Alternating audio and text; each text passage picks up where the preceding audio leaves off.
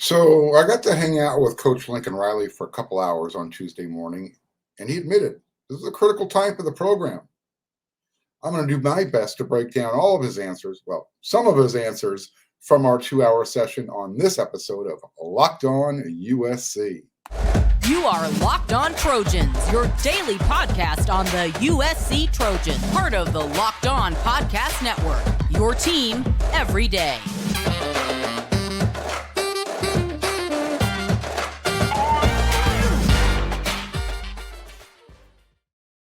Fight on, everyone. I'm your host, Mark Hulkin, and thank you for making Locked On USC your first listen every day.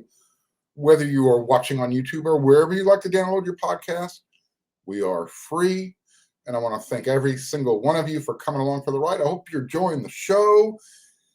And if you haven't done so already, there's a red subscribe button there on YouTube. Do me a favor, hit it. It means a lot. And to those of you who already have, thank you so very, very much. So I haven't been a member of the media for a really long time, like a handful of years. But I have to imagine that the head coach spending 2 hours of his morning, especially the head coach of a place like at USC, just head coach taking 2 hours of his day and hanging out and chatting with the local media, answering any questions we might have had. I have to think that's pretty unique and not very common. Well, that's what Lincoln Riley did. And I really appreciate that. It was unexpected. We got an email from Katie Ryan, our sports information director, on Monday, saying please RSVP by 2:00, and Lincoln Riley would like to have a State of the Union roundtable type of event with the media. There was 8 of us there in attendance. And he was very candid, and he did mix in, a touch of the coach speak where it was necessary or where he felt it was appropriate. But for the most part, very candid with his responses. And yeah, the guy can sell a bikini to an Eskimo when the weather's 30 degrees below. But he's also really strong in his convictions. And he truly, he's a really good salesman. So if you're going to be a good salesperson, you have to have convictions and you have to believe in what you're selling. I come from a sales background. He believes in what he's selling. So I'll just tell you, all the USC fans out there who might not be happy with the news. I'll get to that here in just a second. If the poop does hit the fan, he's going to be the one to take full responsibility. That's the bottom line here.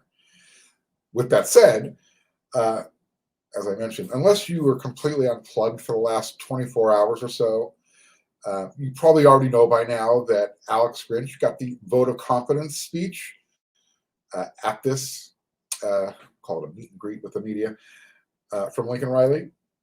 And I know that's not the answer that most of you were hoping to hear, but continuity is paramount in Lincoln's mind right now. He said this: the idea for us to have continuity, just us together, us with our players, us in this setting, this school, kind of knowing what we want to build is important. You have to feel that you have the right people in the building, people that have great clarity on what we need to do and have the capabilities and the experience to continue to make this thing go that direction. And I fully believe that we have that. I have really no reservations at all saying that, end quote. Riley said the decision to bring Grinch back isn't simply coming down to not wanting to make changes. And look, I get that. I really do. He's comfortable with the guys he has on the staff. And look at it from this perspective. If you make a major change and replacing your defensive coordinator I would consider that a major change. Lincoln Riley now has to add to his plate, making sure that his new guy that he brings in gets it. So while the team learns to trust the new guy. So, it's, everything has to kind of work in concert. And I just don't know if, I think that's why this is such a critical time for the team. They have to improve. Alex Grinch knows the defense has to improve. And they made that improvement in year one from 4-8 to 11-3. And again, that cannot get lost in the translation here. With everything that went on, the growth that this team made, Lincoln tried to put it into quantitative purpose numbers, but you can't. And I'll get to that here in a second. But I want to get back to the Alex thing. So Lincoln and Alex knows the defense has to improve. So does special teams. So does offense. The whole team has to improve. They have to get better from what they did in 2022. So why is Lincoln so devoted to Alex Grinch, despite the defensive shortfalls? Quote,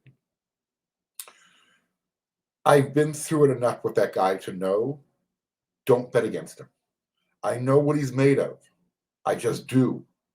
I know what's getting ready to happen defensively. I just have confidence and a belief there. End quote.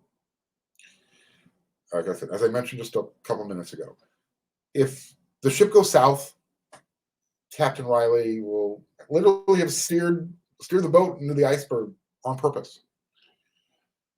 And the reason I'm using that analogy is because during our 2-hour session, Riley talked about the monumental task it's been getting USC turned around, quickly turned around. And he said it's kind of like when you're trying to move a big ship in the middle, in the ocean, in a small body of water, or in a confined space, not small body of water, the ocean's big. It kind of like it looks like the boat's only moving an inch at a time, but it's making progress. And he made no qualms. There's still a lot of work to do. To say that Lincoln was shocked by the way the football program itself had slipped and declined, and I think he meant from a structural and a foundational point of view. He brought up a nutritionist and or the lack thereof, but the change that he's seen, he sees it. The media and the fans might not see it because, as Riley said, even if the team had just won 7 or 8 games, if all the things internally had still happened, you could recognize the growth and the progress internally by other measures. So this goes back to what he was referring to. He was going back to the accountability and the program's foundation, going to class, workouts, eating at the right time. All of these things, he said, they grew, and it got better over time with the team. And it was almost like it was growing an inch at a time, so to speak. Defensively, look, the stats back up what we all saw. USC was number 8 in the conference in points, total yards, passing yards, and rushing yards allowed per game. Okay. That equates to number 94 nationally in scoring difference and 106 in total yards and number 112 in passing yards and number 80 in rushing yards allowed per game. This is USC, and that's unacceptable. And Riley shared the exact same sentiments. He said, quote, we're very disappointed with how we finished defensively at the end of the year. We did not play very well, and I think the last week has been starting to zero in. Let me rephrase it. I think this last week has been starting to zero in and really define why did that happen. So during our time with Riley, he would always find the right time to kind of inject. I have to do better. That his part of the accountability. I have to do better. The coaching staff has to do better. But there were also opportunities to make sure that he pointed out that there's a play here or there that if players executed better, such as, make a tackle when the guy is like right in front of you, USC is more than likely they're in the playoffs. But he maintained a very fair and balanced approach with the blame game. So although, with the time off since the two meltdowns, and I'm talking about the conference championship game as well as the Cotton Bowl, he's had time to take a deep dive, and he said it's brought some clarity for going forward to have even more success than the team had. Quote, that vision and that clarity is absolutely there. And if it wasn't, listen, I'm all for continuity. I think it's a good thing if you have the right people. But sometimes it doesn't work. Sometimes it's not the right combination of people, or it's not the right setting, or it just doesn't quite click. And at that point, when that happens, then you have to make changes. End quote. Let me be very clear. This is me. Riley said he's nowhere at that point right now. Okay.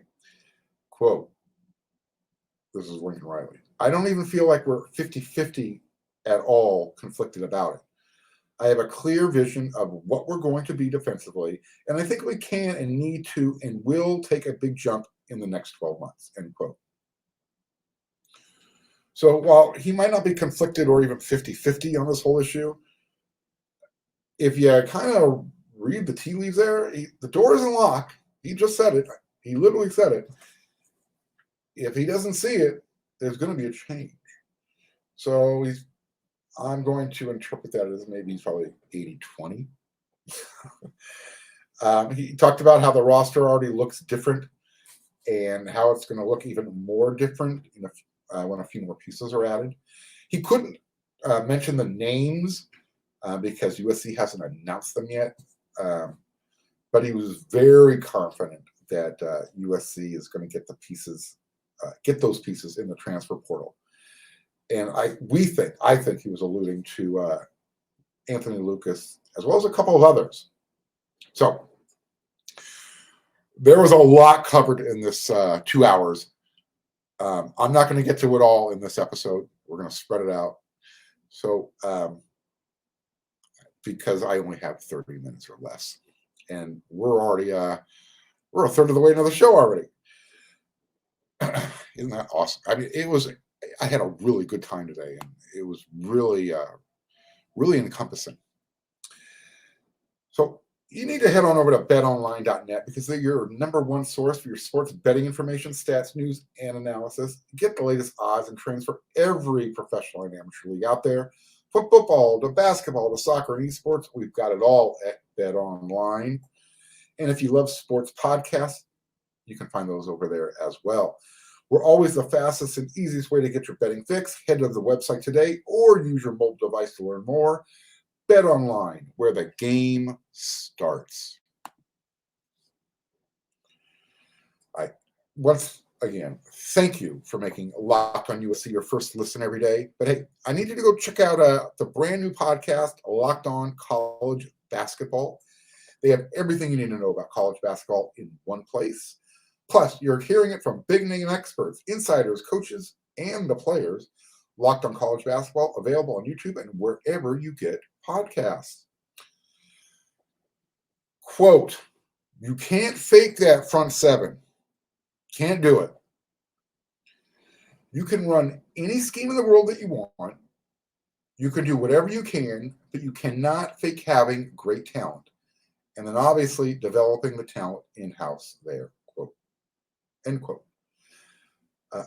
Riley made some pretty candid comments when talking about, he was talking about the Georgia players while he watched the college football playoff at SoFi Stadium in person. Defensive players specifically. He said, quote, he was talking to us. Look at the guys, he said. Do they look like our guys? Not yet. Our guys don't look like that, but we will soon, end quote. As I mentioned earlier in the show, it's not so much what Lincoln said about the program's structural integrity, the foundation, but it was the way he struggled to be so, to find the right words about how much a disarray it was in. And that's my choice of words, the disarray part. But you could just see him. He was pursing his lips, clasping his hands. He didn't want to throw the previous regime under the bus.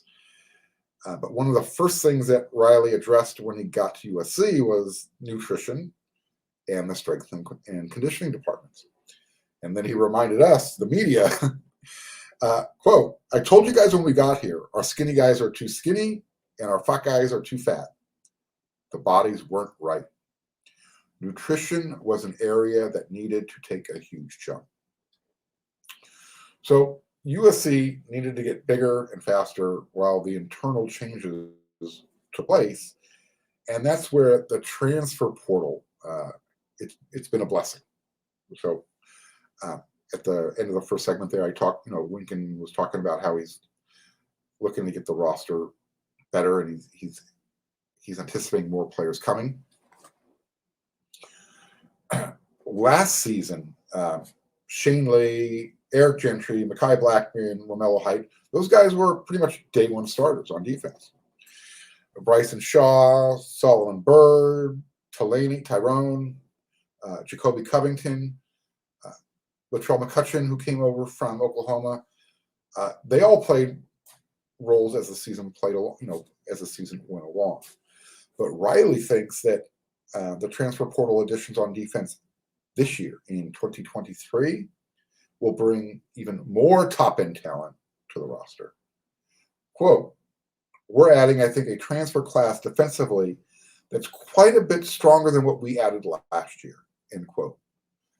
So he's very blunt, very matter-of-fact with his words.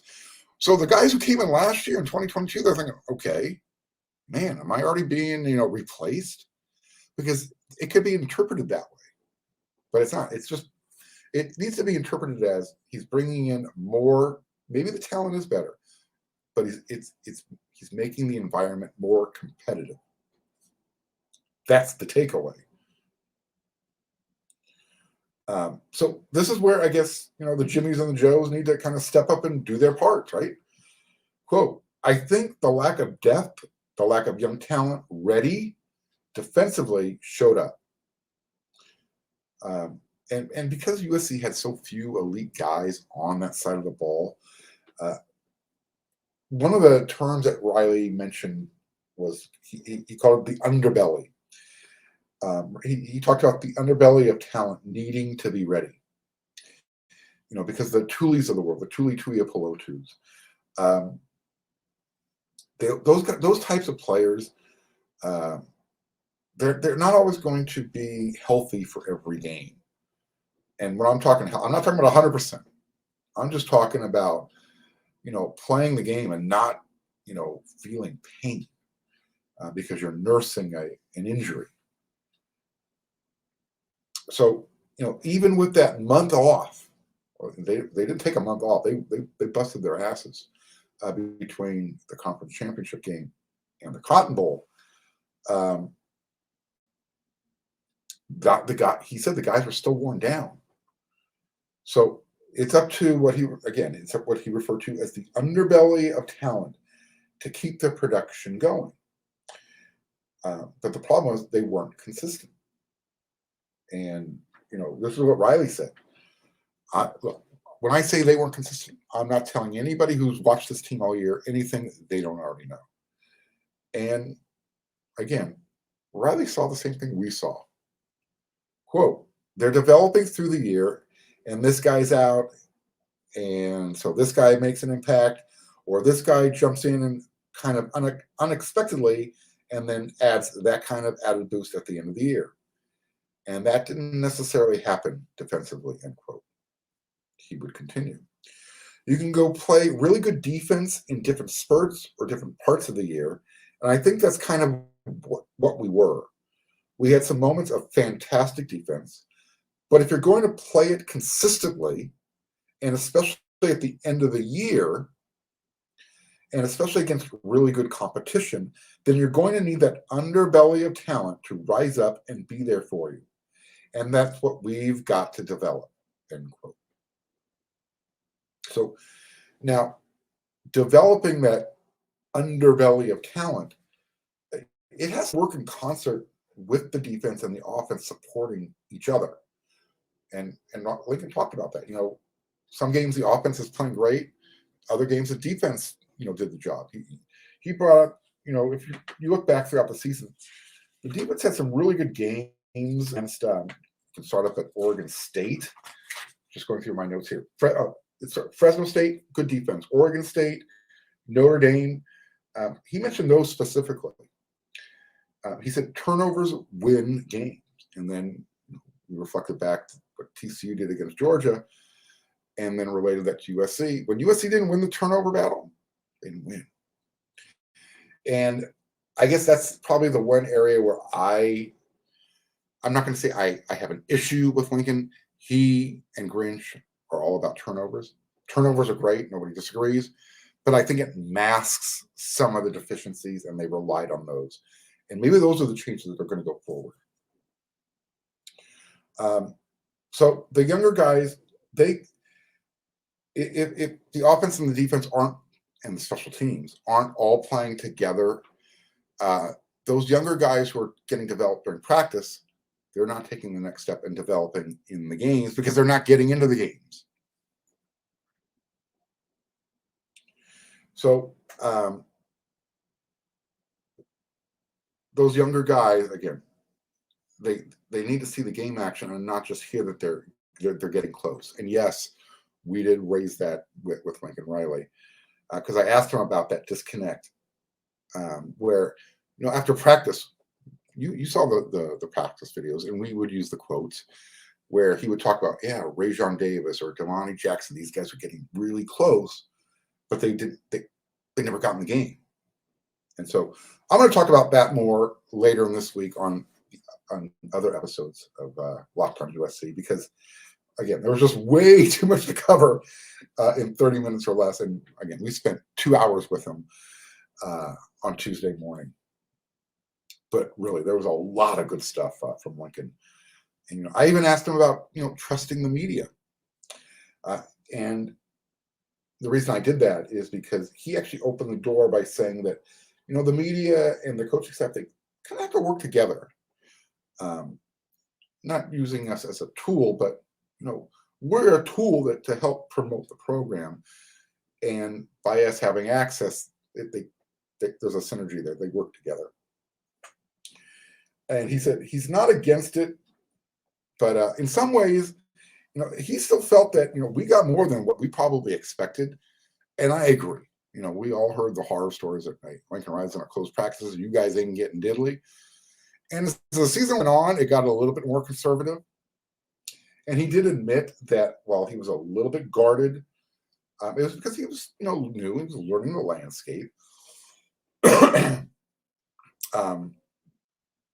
But this was really one of the funnier moments that we had.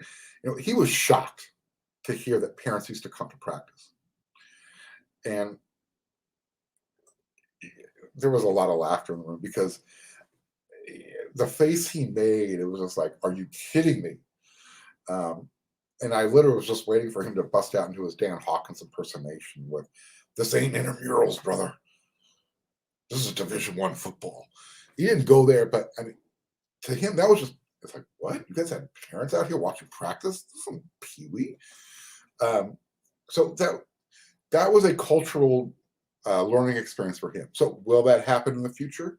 Maybe. But he's open to it. There's definitely trust there. I think we all learned how to work together. So we'll see what happens. He kind of got a chuckle out of me asking the question because he's like, hey, I think you guys got more than you anticipated, and more than I think I was willing to give up in this first year. And I said, hey, Lincoln, you know what? I come from a background in sales. If you don't ask for the sale, you don't get it.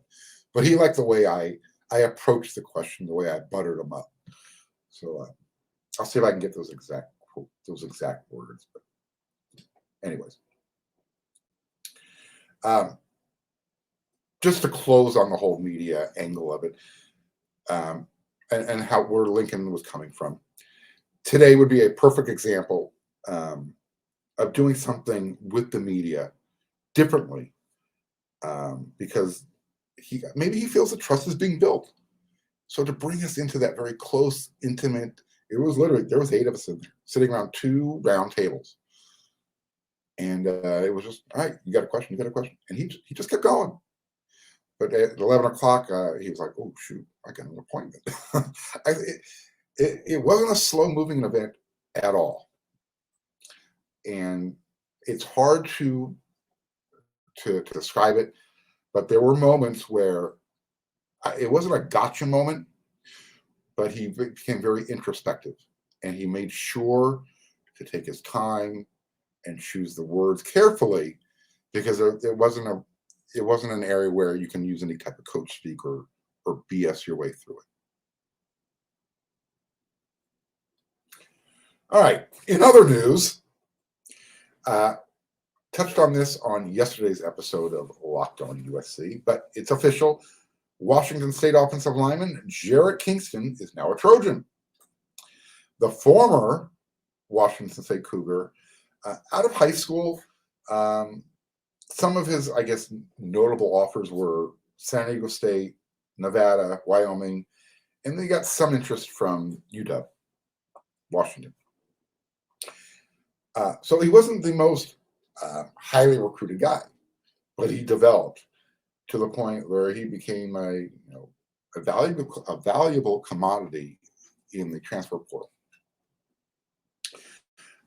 In fact, when he took his official visit to Ohio State last week, the feeling was, oh, Ohio State's going to get one. Well, he chose to stay closer to home. He's from Northern California, and USC won the battle for his services. This is significant because of his versatility. We already know about the offensive tackle from Florida, Michael Tarquin. Well, Kingston can play tackle, but he can also play guard. That's where he started his career up on the Palouse, was playing inside. So we'll see. Is he gonna bring some competition for the left tackle spot with Cortland Ford? Possibly. Is he going to be trying to lock down one of those interior spots, the left side, giving Gino Quinones some competition? Possibly. Point is, very versatile lineman and more experience. Riley, I think I mentioned, he alluded to a few more portal players maybe being announced soon. One of them, he didn't mention the name Kingston because until USC makes the announcement, he's going to toe the line. He's going to make sure he doesn't step over the line. So he didn't mention him. But the other one we believe he was referring to was defensive tackle Anthony Lucas. So we're thinking that's about to drop any time now. Who knows? By the time you're watching this episode of Locked On USC, maybe Anthony's made his announcement. We're in that little limbo area. It's been close to 48 hours since he took his visit to USC, and hopefully the sooner the better, because, again, classes have started. Here's another name to keep an eye on, though. Oklahoma linebacker David Ugwoegbu. God, I hope I'm pronouncing that right. He entered the transfer portal. David, I'm not going to butcher that one a second time until I get the phonetic pronunciation. He was recruited by Alex Grinch, and he spent the last 4 years with the Sooners. Last year, he started all 12 games, and he earned all Big 12 honors. He ranked second on the team in tackles with 109, ranking fourth in the Big 12, averaging 8.5 per game. So obviously, this guy fits Alex Grinch's needs for his speed defense. Is this another guy to help fix that front seven? Look, Riley did mention Mason Cobb and Jamil Muhammad because they've already been officially announced by USC. And he spoke to them specifically about their tackling abilities. Yes, that was a major topic of our morning session with Riley. And I will spend a bunch of time on that give it its own segment. probably on tomorrow's episode of Locked on USC. But again, knowing that tackling was an issue, and he's really trying to address that front seven. Alex Grinch recruited this guy at Oklahoma. Is this one of those guys that Lincoln was alluding to? Now, here's the thing. The roster is getting pretty close to reaching its limit. So if USC is going to be bringing in more players, you're going to have to anticipate more players hitting the portal from USC leaving. Obviously, C.J. Williams gone, Gary Bryant gone.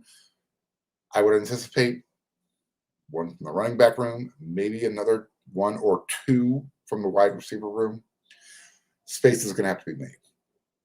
Okay. Phew. I am already over our limit here. I don't care. As you can tell, it was a great day.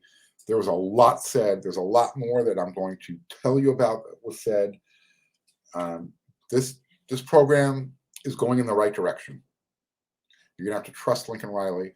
I know everybody wants to see a different defensive coordinator. I'll touch more on that again because just too much to talk about. I just wanted to give you a synopsis, a footnote version that came out, and we'll try and break down even more of Lincoln Riley's answers from all the questions he took on Tuesday on our next episode of Locked on USC that you will make your first listen every single day. And when you're done here, you better get on over to wearesc.com, because what I'm not giving you, Eric McKinney, he was there as well. We're going to have a lot of written content for you. A lot. All right. So until then, everyone, until that next episode of Locked on USC, you know what to do, right?